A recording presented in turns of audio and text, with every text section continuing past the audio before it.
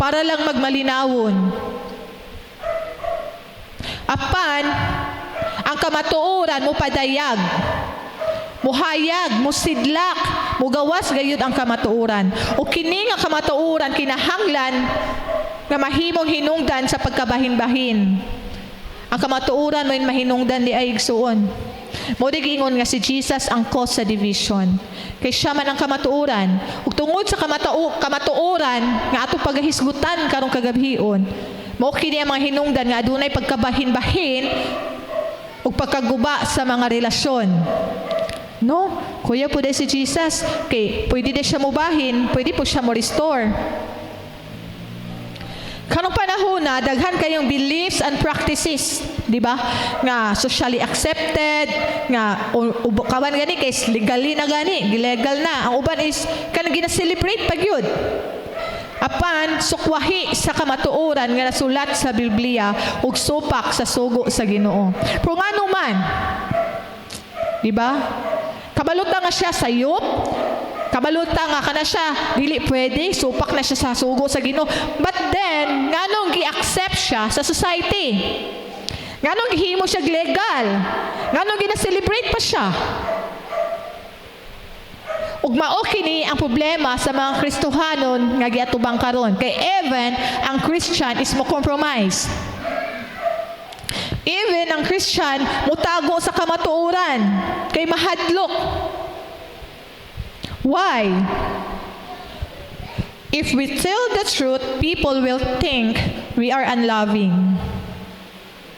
Kung istorya ta sa tinuod, maingon dayud, grabe, mura na mag-shay. Butan? Judgmental? Self-righteous? Grabe po kayo may istorya. Uy, sakit po kayo. Wala manggugma. And if we don't tell the truth, people will think we are unfaithful to God. Ug maghilom-hilom na punta, di po ta may istorya sa tinuod, ignon po tag, magpagkakristohanon na niya. Asa may ang kahayag? Hilom-hilom naman, bisag kabalo si tinuod, higit matugaan. Diba? Maglibog ta. Ug asa ta mo lugar. Kay naata sa kalibutan nga puno sa mga judgment. Nata sa panahon nga naatay gina tipigan nga dungog. Ano na sa panahon nga mahadlok ta mo expose sa tinuod. Kay, uy, mabuli ta, uy, mabash ta. There are practices widely accepted today but contrary to Jesus' teaching. Murag ako naggamay, daghani sila pero pipili lang nako. Gaingon, first, gitawag og redefining marriage. Usa din ning redefining marriage? Redefine. So in Matthew 19:4-5, nag-ingon, haven't you read? He replied that at the beginning, the Creator made them male and female and said, for this reason, a man will leave his father and mother and be united to his wife, and the two will become one flesh. Redefining marriage.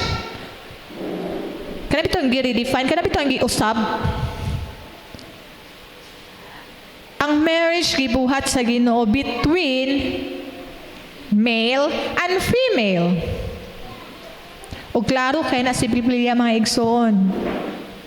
Babae ug lalaki. But today, adunay na babae, lalaki, lalaki. And it is normal. Diba? Ginadawat na siya sa society. Higug masla ni Jesus, and then we love them. Love man nato sila.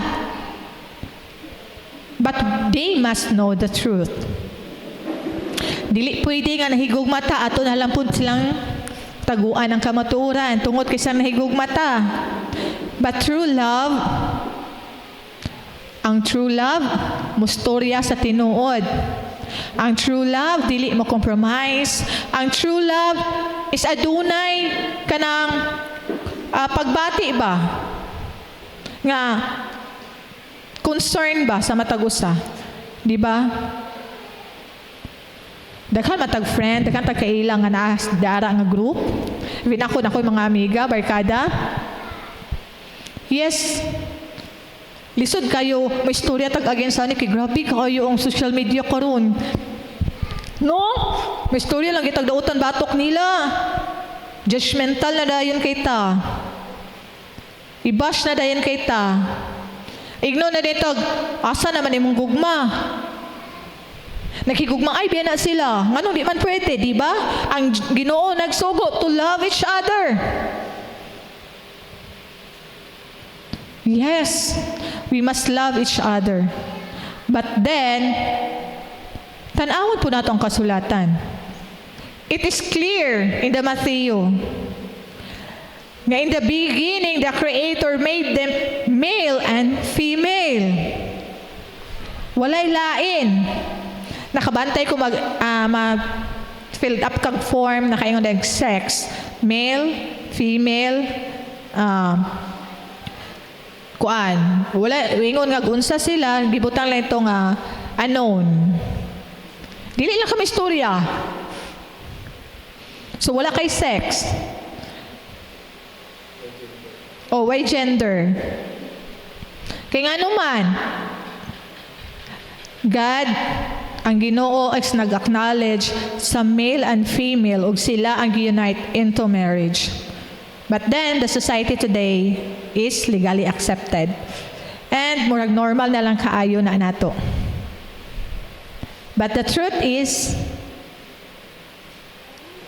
ang Diyos nag-usa sa babae o sa lalaki lamang. The second one is kinatawag og casual divorce. No? Casual. Basta lang, ginahan lang, or the wrong relationship. In Matthew 19:5-9, nag-iingon, sumpay niadto and said, for this reason, a man will leave his father and mother and be united to his wife, and the two will become one flesh. So they are no longer two, but one flesh. So usa na lang, once maminyo na. Therefore, what God has joined together, let no one separate. Kung unsa ang giusa ni Jesus, wala na giangay mo bungkag. Why then, they asked, did Moses command that a man give his wife a certificate of divorce and send her away? O gitugutan daw ni Moses nga adunay certificate or nag-issue certificate of divorce or tugta ni Moses nga adunay divorce. Jesus replied, Moses permitted you to divorce your wife because your heart were hard, but it was not this way from the beginning. I tell you that anyone who divorces his wife except for sexual immorality and marries another woman commits adultery. So gitistingan nila si Jesus. Ato ang tistingan ni si Jesus bibasin si Moses nag-permit man. Oh, kon man nila gi-quote nila ba nga si Moses nag-permit sa divorce. So unsa man imuhang kuan ani? Unsa man imuhang ikastorya ani Jesus? So ningon si Jesus, Moses permitted you to divorce your wife because your heart were hard. Unsa na pasabot na ng because your hearts were hard. Unsa na ang mga rason nga pwede din nato matawag nga pwede din nato i-divorce atong partner. Moses allowed divorce. Ningon ang Pharisees, why then Moses command that a man give his wife a certificate of divorce? Ipangutana siya sa Pariseo. Yang ilaging gitistingan si Jesus. Jesus said, Moses did not command divorce. No, ning siya. Wala gi-permit. Wala gingon ni Jesus nga kinahanglan. Wala niya gi-command. He permitted. Lahi man ang gi-permit o gi-command. The command is gisugo gyud ka ba nga kinahanglan imo gyud ang buhaton. The permit is gitugtan lang ka. But then Jesus said, but it was not the way from the beginning. Pero dili gyud ni mao sa sinugdanan pa. Gitugtan ni Moses nga adunay divorce kay ngano man. sinfulness, selfishness, violence. Kung gibugbog na gyud ay kag-ayo diha, kamatyono na ka, dili pa gyud ka mobulag. Bisag iyang kabit, iyang gidala sa inyong balay, gihimo kag ulipon. Bisag lantara na kayo yung pagpakaulaw sa imuha. Di ba? Naay grounds. Even today, naay grounds sa divorce. But then, gitawag ni casual divorce. O si casual divorce? Kanabitong basta lang, ginahan lang ko, magbuot ka. Perghimo ng normal ba? Nga, makakita kong lain, dito na po ko sa lain. 1, 2, 3 na imong kuan. Pila na kabuok. Pilay asawa nimo. Pilay anak nimo. Pila kamagwangan. No, kamagwangan. Pila kabuok kamagwangan. Kilay lain man. The casual divorce is, sabi tong, basta lang ba? Walay rason ba? Kay ginahan lang ka. Divorce is not ideal. Dili gyud siya ideal. Kay dili man gyud na siya may plano sa Ginoo. Kay ngano man ang plano sa Ginoo is kumpleto ang pamilya. Ang gusto sa Ginoo is dunay restoration. Ang gusto sa Ginoo is dunay unity. Kay palangga sa Ginoo ang pamilya. It is not ideal, but it has damage control. Kay basin unyag magstay ka sa relasyon nga bugbog sarado ka, mauri hinungdan ka mamatay ka.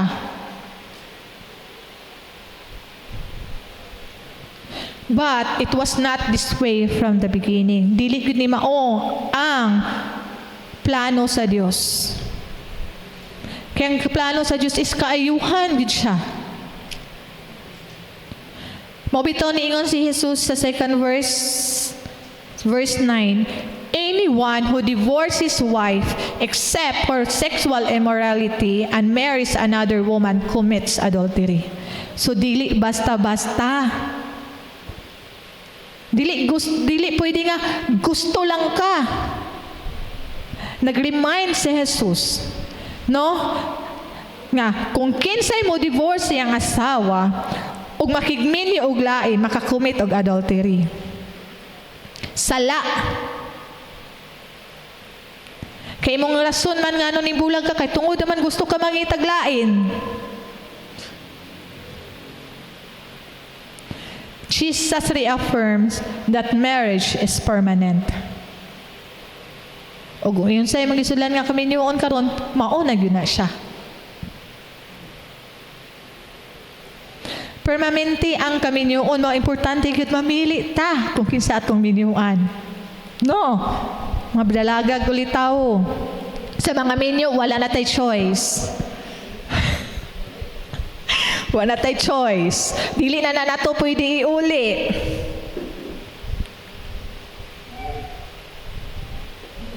Jesus kanabitong dili siya gusto kanabitang basta-basta lang makig-divorce ka. Dili siya gusto nga og ginahan lang ka pwede mangita kag lain. Og gisumhan na kaniya kay nay mas sexy. Or naay mas maayo mo luto, or naay mas humot, or naay mas gwapa, naay mas arangan sa kinabuhi, biyaan sa nato eh. No. Kinahanglan atong tipigan ang marriage. Magkinaunsa man. Kinahanglan proteksyonan nato atong marriage.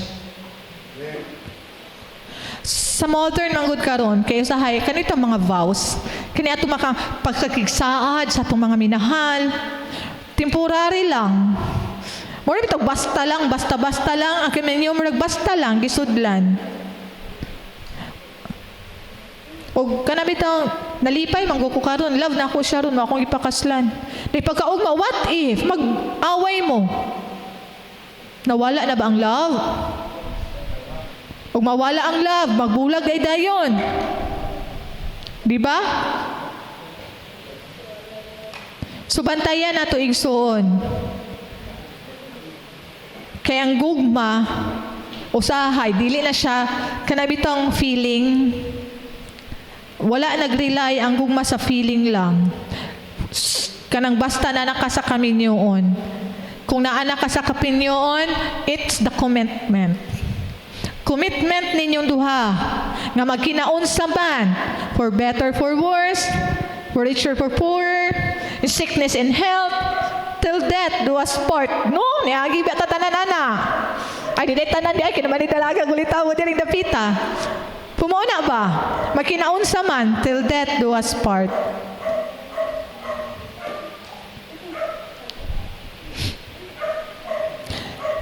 Nowadays, divorce is allowed. Di ba? Or, say, tawagan na nila dari sa tuwa, maragwa pa may divorce sa tuwa. Annulment. Pumaura, mao naman gihapon na sila. Allowed. But it is not mandated. Say kalayan, gi-allowed lang siya for naay mga grounds. Adunay mga kanang bugat gid nga rason, but it's not mandated. Ingon says, dili kinahanglan og mahimo, ayaw gyud. No? Wrong relationship. Kanang mga relasyon nga kabalutan dili gyud siya pwede, pero nganong normal lang, murag wala lang. Di ba? Okay na kay sila magkuyog sila duha, nga puro sila na iba nag-asawa. Tanggap man gihapon sila sa society. Wala lang. Normal na, casual na. Commitment is now disposable. Nawala ng commitment. Nawala na mga pagkigsaan nga till death do us part. Nawala na ang mga istorya nga mga tamis kaayo. Nawala na ang mga istorya nga grabe good. Grabe ang mga saad. Nawala na tanan. Nahanaw murag bula. Sama sa bubbles nga ilang gidula. Wala lang. Nawala na ang commitment.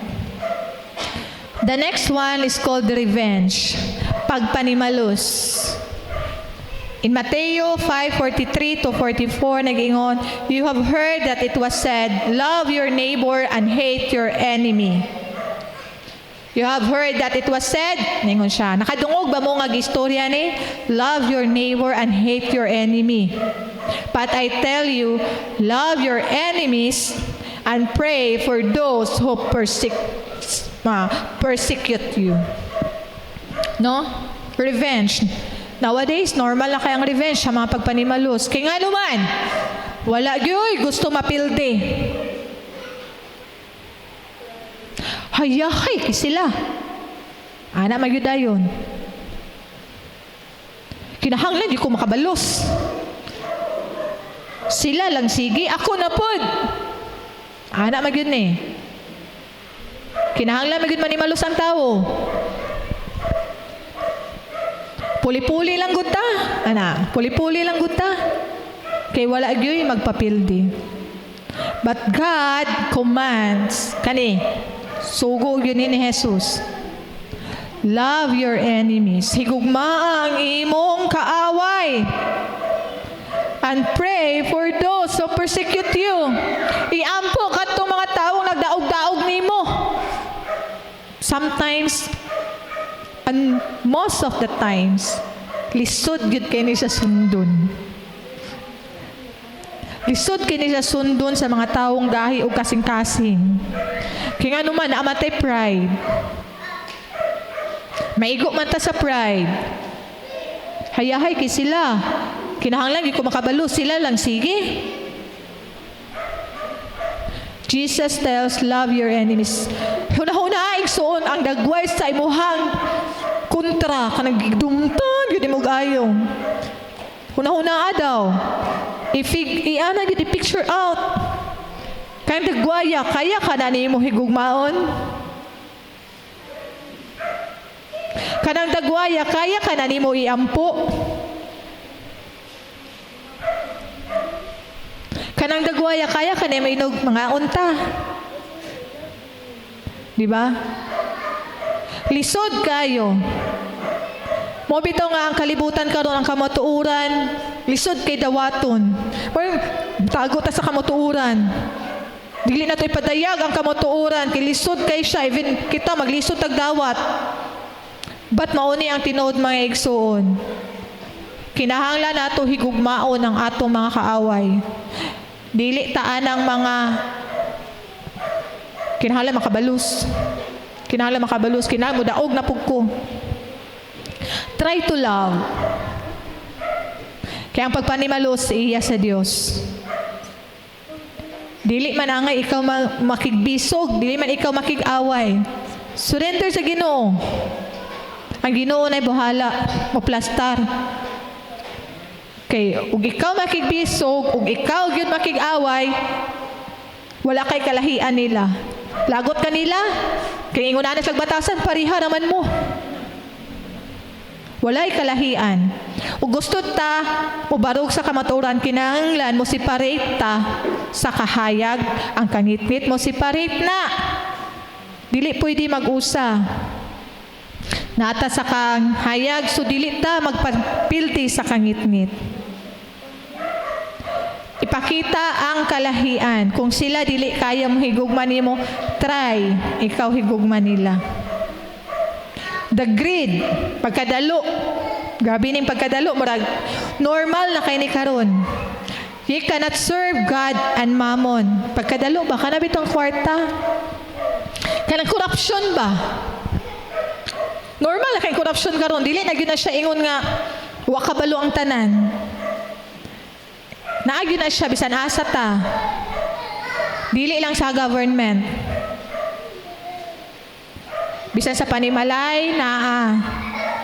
Mo gi-discuss naman po nina ako tumiagi, what is the corruption? No? Greed. Kaya nga naman, normal na kayo mga tao karon kinahanglan kumkumyog ka. Kaya kung ikaw mo hatag, gansi ka. Mawadan ka. Kung ikaw mo hatag, maskam lang ka. But Jesus said, kung ikaw mo hatag, ikaw paghahatagan. Diba? Wala nagingon si Jesus kaya kung ikaw mo hatag, paghulat, kung ikaw mo hatag, pili ato mga tao nga makabawi nimo. Kung ikaw mo hatag, pili ato mga tao nga makahatag po nimo. But then, ang muhatag isang Dios. Igo ra gyud ta mo sunod sa sugo. Mo nagingon ganinang buntag, obedience is better than sacrifice. Bisan sakit, muhatag kag sudan sa imong silingan nga kontra nimo. Sagdi ilang iyabo. Kay kung iyabo niya na di siya kakaon. Importante ikaw naghatag. Kay ang Dios na'y bahala mo panalangin nimo. And the last one is called idolatry. In Exodus 23:6, you must not have any other God but me. You must not make yourself an idol of any kind or an image of anything in the heavens or on the earth or in the sea. You must not bow down to them or worship them, for I, the Lord your God, am a jealous God who will not tolerate your affection for any other gods. I lay the sins of the parents upon their children and the entire family unaffected, even children in the third and fourth generation or of those who reject me. But I lavish unfailing love for 1,000 generations on those who love me and obey my commands. Idolatry, dili naman ni guro ni kuan sa toa kanang bag-o, di ba? Nagaingon, you shall have no other God before me. So wala gyud tay angay kasimbahon kundi ang atong buhi nga Dios lamang. Wala na bisan unsa nga imahe or bisan kinsa nga tawo ang atong simbahon. Klaro kay sa Bible mga igsoon. Kay nga naman, delikado biya. Kay nagaingon siya, you must not bow down to them or worship them, for I, the Lord your God, am a jealous God. Di makita ba siluso di ang Ginoo no? Di kay Ginoo kay gusto siya ra gid ba? No? Who will not tolerate your affection for any other gods? Dili i-tolerate. Kaya ano ang Ginoo? Gusto siya, ikaw ra, ay syara ang sibawon. Ngano man, ngano ni ana man kagad, ngano siluso man kay ka kung gusto ni migdaghan kay basin ay dito gitubag. Daghan kay tawgon ba kay basin sa kadaghan atong ipang tawag, nagi mo tubag isa. Sigurista. Ngano dili gusto ang Dios mo simba taglain? Gaingon siya, I lay the sins of the parents upon the children, the entire family is affected. Even children in the third and the fourth generation. Grabe. Kaliwat sa kaliwat sa kaliwat sa kaliwat.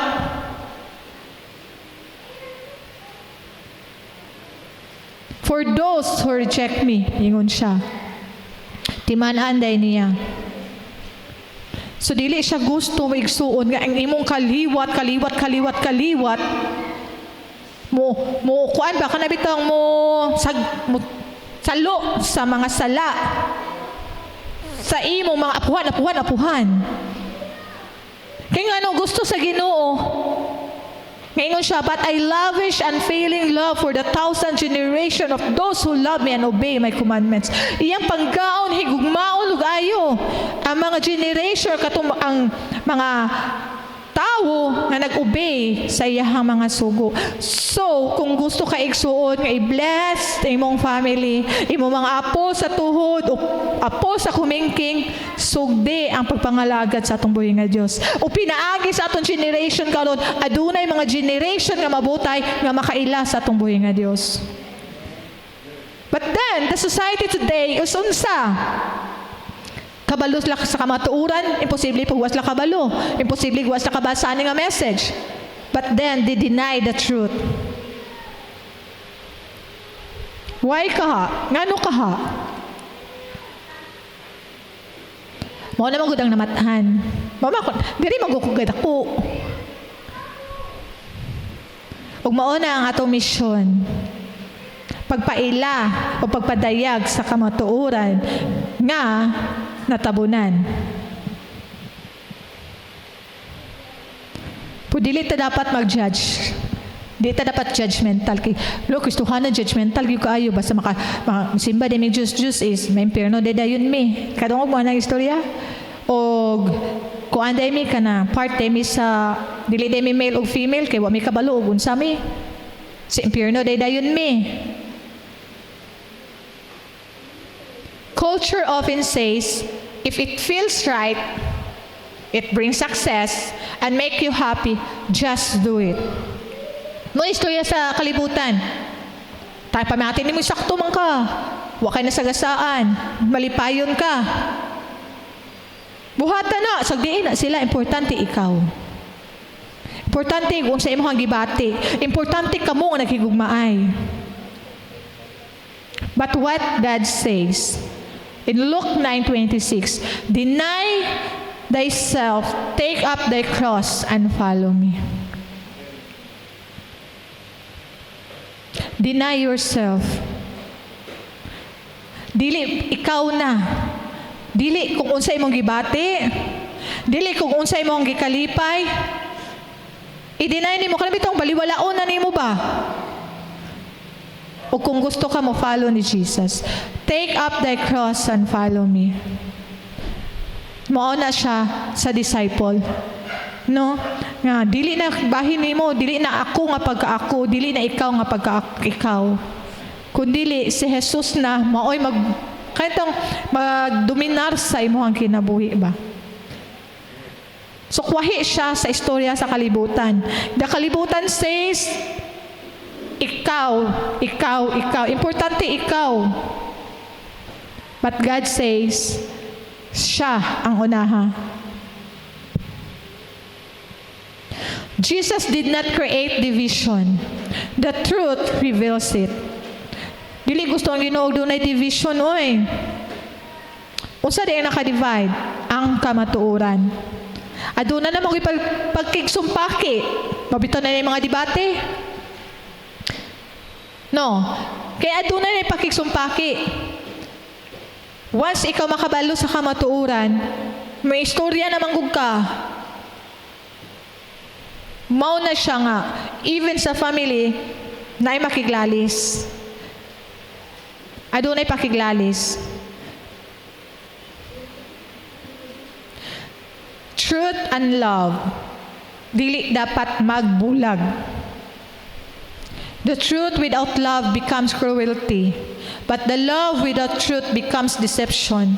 So kinahanglan ang kamatuoran ug ang gugma is mag-usa.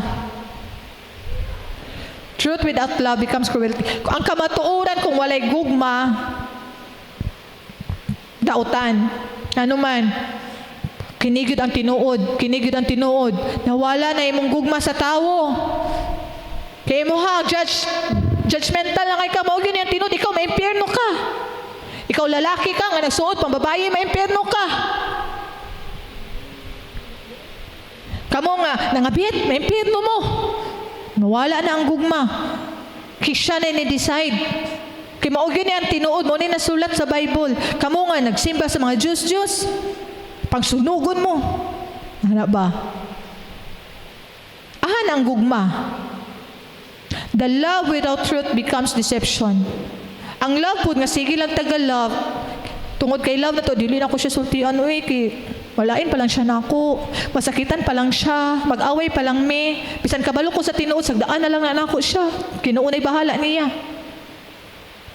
Di ba kadungog mo na? Ginuunay bahala niya, uy. Kay basinog may istoryahan ako, mag-away niya mi. It becomes deception. Limbong na siya. What is love, di-ay? Love is a command, not optional. No? Command siya. A new commandment I give unto you, that ye love one another. Maghigugmaay kamo sa usag-usa. Yes, love man among usag-usang dayon. Dili lang may kuan. Ano ba? It's a command by God. You must distinguish people and practices. Jesus loved the sinners. Kadumdum mo sa sa John 8:11 katong babae nga nasakpan sa pagpanapaw. Naingon si Jesus. Jesus tells her, "Neither do I condemn you. Go and live a life of sin. Live your life of sin. Biyai ang pagpakasala." This nagpamatuod ni Igsoon nga ang Dios is nahigugma sa tao. No? Jesus loved the sinners. Og mao po na rason sa pagpakatawo ni Jesus diri sa kalibutan aron ang tanan makabaton og kaluwasan. Giangko ni ang tanang sala para ikaw ug ako makabaton sa kaluwasan. Gihigugma sa Dios pag-ayo ang matagusa. But he rejects sin. Dili siya gusto og sala. Love kaniya po wala siya ginahi nga makasala ka. Dili siya gusto makasala ka. No? Nag-iingon dito sa John 5:14. Katong giayon niya sa Bethsaida, ningon siya, nagkita sila, see you are real. Sin no more and nothing worse happen to you. Gingon siya, ayaw na pagpakasala. Kaya nga no, dili gid gusto sa Dios nga makasala ta. Dayon, mingon ta nga si Jesus loved the sinners. Po dili siya ginahan sa tong sala.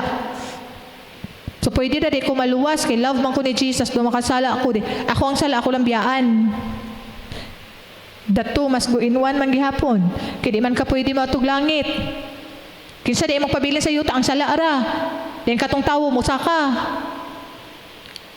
Dili man na. Jesus loved the sinners. Mobitaw na nga adunay mga pagtudlo, adunay discipleship, adunay mga testimony, adunay mga simbahan nga magtudlo sa kamatuoran. Kay gihigugma sa Dios ang makasala, gusto niya iluwas. Gusto niya nga magbago. Kay dili gusto sa Dios nga maadto ta sa kalaglagan. Gigugma biya niya. And we must also love those people. Dili nato sila i-judge. Ato gihapon lang amiguhon.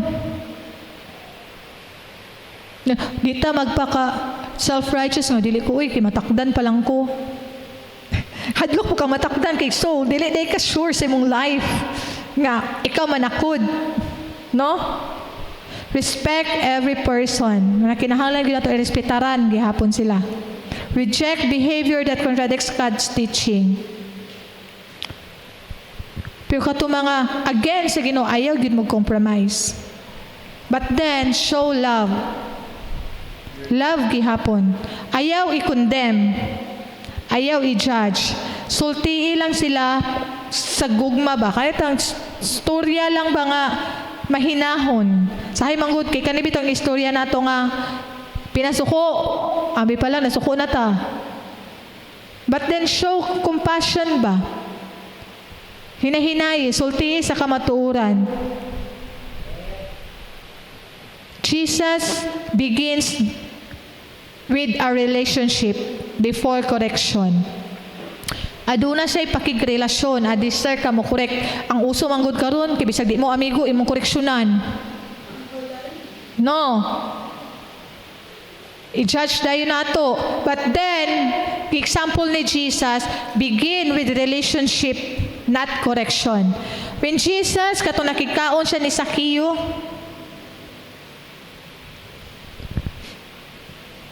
di ba? Si Zacchaeus kamakasasala siya. Pero sa man nag-amigo ni ato sa Jesus sa balay nakikamigo siya. At isa niya kisultian. The Samaritan woman katong before siya istorya niya ang sala, iya sang giamigo daan. Even si Peter katong paglakaw-lakaw lang na nahagbong si Peter sa tubig. Giluwas daan. Adi sa ginan nga, uy, pagkagamay si mo pagtuo, uban ato siguro, lalo, sige. Adi sir, luwason. No? Ang Ginoo is gusto niya nga mag-build tag relationship sa ato ang mga kauban. Adi sir ta muhatag sa koreksyon. Adi sir ta mo storya, adi sir ta mo tudlo. Kay lisod kay mo tudlo ka wala gyud siya kailan nimo. Lisod kay mo tudlo ka nga feeling ana lagi judge na nimo sila. You must speak the truth clearly. Klaro but gentle. No? May importante gyud kayo nga kana bitaw natas sa group ba, small group. Ana bitaw nga amigo-amigo laglag kaon-kaon taman magkaistoryahanay sa mga kamatuoran kay kung amigo naman gud mo dili na nasakit dawaton. Kung may istorya kag tinuod. Pusa mo bitaw, naka-try ko, i-question ko kay kabalo mas lag against ko kana bitaw. Bayo tunggoy, ana ba? So, siya atong pangutanon kay against kay siya anak ana. O sada akong comment kung makabaton kog anak nga ingon ana. Angko, love man ako kung anak. Lisod po pangayo binan ako sa Ginoo, pero dili na ko tolerate yang pagkasiya. Tudloan ako sa insakto. Dili kay gusto siya magsuot og panlalaki or gusto siya magpagupit og panlalaki, tugtan na lang po nako siya. Mo kinahanglan ang mga bata idad-o na tog simbahan. Ipaila nato sa Kristo. Kay ang Ginoo nay buhala mo usab. Yes, love. Ako ngayon, dawat na ako og unsa sila, pero dili na ako dawat ang ilang gibuhat.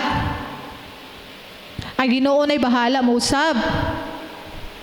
Kay kung itolerate nimo ang sala, party na ka sa sala. Na kay obligation. Kay bisag kabalo ka sa tinuod, kabalo kag sala, pero wala ka nagpakabana. Kung unsay kadagatan sa imong anak, ikaw may responsible. Maupuda sa ato mga amiga. Kita'y responsible o maunsa sila. Sa ato mga kaila.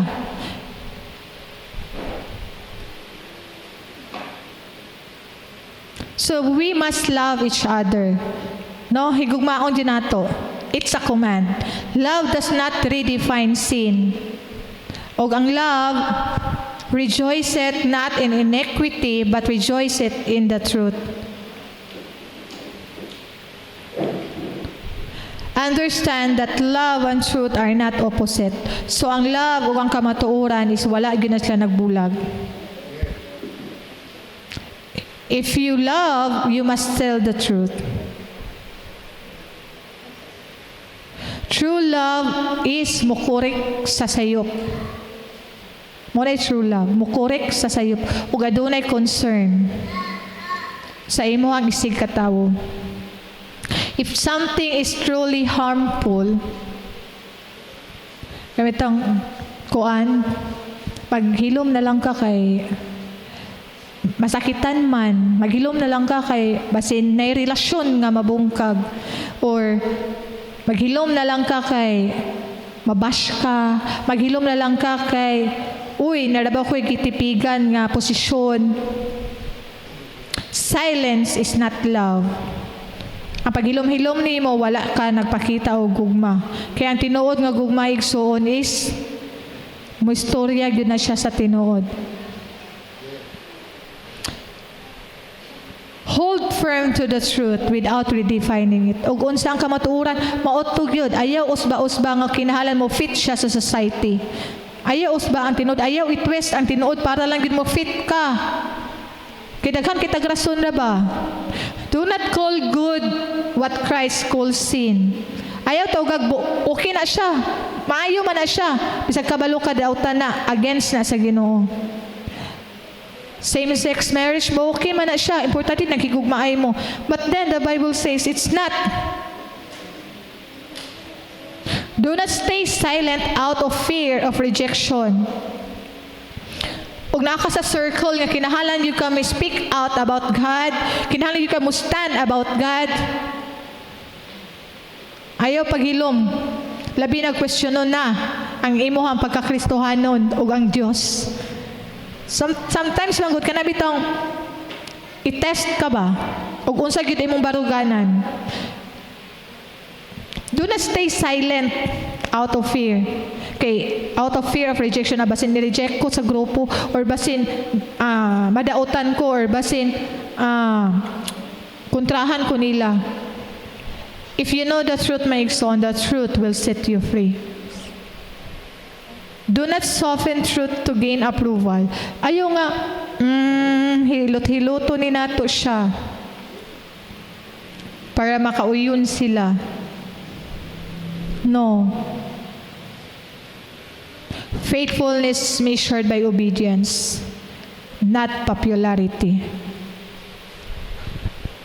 Stand on Scripture kung sa'y nasulat sa Biblia igsoon. Kaya ang kamatuuran, mao si Jesus. Ug wala tay angay kahadlukan kung ang kamatuoran ang atong gigunitan. No? Kaya bisan bali-balihon pa og naka sa tinod kung sa kaso-kasuhay pa na siya. Bisan pag tuwis-tuwison kag istorya og kabalog yung ka naka sa tinuod, dili yung ka paling-paling. Nagkabalo man ka sa tinuod, pero kung waka kabalo sa tinuod, mag-usab-usab yun imong istorya. Mungay stand the truth. Ug unsa ang tinud maoy barugi. Ug ang Dios nay bahala. We must love them. Kay gihigugma sila sa Dios. Dili na lang po ta makigamiga. Mangita tatag kinsa may righteous ani sa akong mga classmate. Kinsa may buutan diri sa akong mga ka-workmate. Kay mao na pud ako amiguhon. Diba? Kinahanglan pagpakita at taong love sa matagusa. But then, do not compromise. Before ko muna o gade. Adunay unsay tawag ani niya quotation. We must stand firmly on Christ's truth. Love people without exception. Refuse compromise. Accept division when necessary. Live like Christ, full of love.